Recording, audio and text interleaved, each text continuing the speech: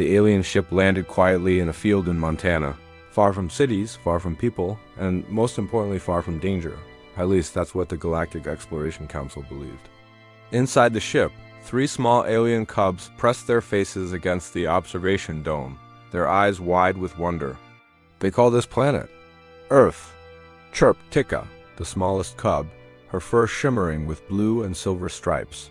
And the dominant species is called humans, added Brum, who had read all the mission data and considered himself an expert. The third cub, Zolo, just stared at the green grass and whispered, "It smells warm."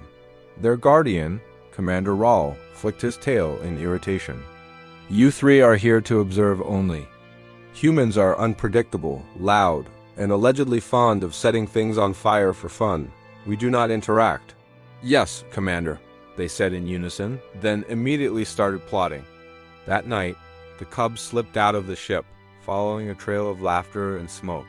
They soon reached a campsite where a human family sat around a glowing fire.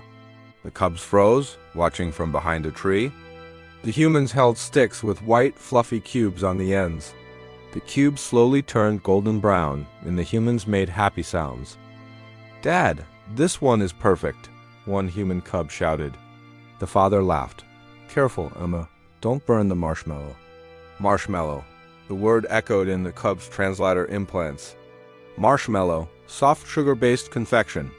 High caloric value. Often consumed in ritual bonding activities. "Ritual bonding food," Zolo whispered in awe. Tika gasped. "It's a sacred human artifact," Ron nodded solemnly. "We must study it." For science. When the humans went to their tent, the cubs crept closer. A half-opened bag sat near the cooler, filled with white cubes. Tika reached inside and pulled one out. It felt like a tiny cloud. "It's soft," she whispered. Zolo sniffed it and sneezed. "It smells like happiness." "The council warns against consuming alien substances." Tika bit into it. Her eyes widened. Her ears stood straight up. Her tail puffed. "It's amazing." Brum and Zolo stared as she chewed, her fur glowing slightly from sugar-induced delight. "It's like condensed joy," she said. They both grabbed marshmallows and took bites. Within seconds, all 3 cubs were rolling in the grass, laughing uncontrollably. "This is the greatest planet in the galaxy," Zolo declared. The next morning, the humans noticed something strange. "Dad," Emma said, "did raccoons steal our marshmallows?" Her father frowned. "These aren't raccoon tracks." They followed the trail to the edge of the field, where they found 3 tiny, fluffy aliens sleeping in a pile of empty marshmallow wrappers. Emma gasped. "Dad." "They're adorable." Commander Rawl burst from the ship moments later, horrified.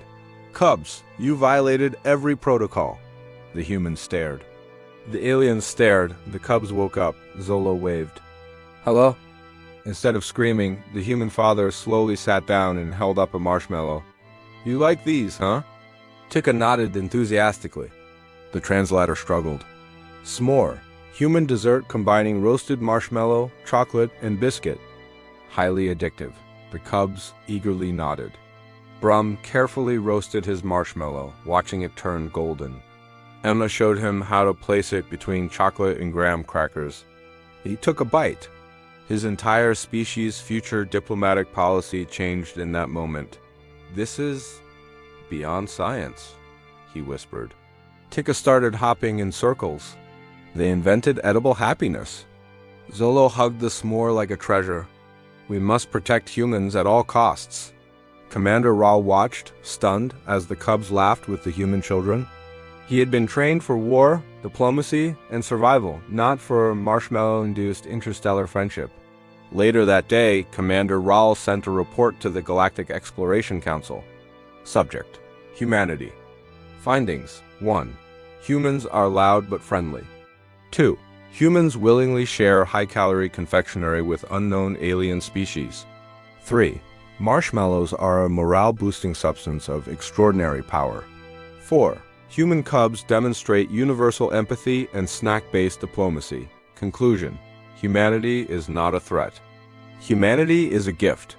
He paused and added a personal note. Recommendation: Initiate trade agreements focused on dessert technology. The alien ship opened its doors. Commander Raul joined the fire, awkwardly holding a roasting stick. Emma showed Tika how to get a perfect golden roast. Tika showed Emma how her fur changed colors when she was happy. Brum began writing a scientific paper titled Marshmallows and the Universal Theory of Joy. Zolo declared he would become a human snack ambassador when he grew up. As the fire crackled under the stars, Commander Raul realized something. Humans weren't feared because they were dangerous. They were feared because they were kind. They shared warmth, laughter, and sugar with strangers from another world without hesitation. And somehow, a small white cube of sweetness had done what centuries of diplomacy never could. It brought two species together. Tika held up a marshmallow and smiled at Emma. On our world, she said, we will tell stories of Earth. We will say humans are the creators of fire, friends, and magical clouds of joy. Emma grinned. They're just marshmallows. But to the cubs, they were proof of something bigger. That in a vast, cold universe, humans would still light a fire and invite everyone to sit beside it.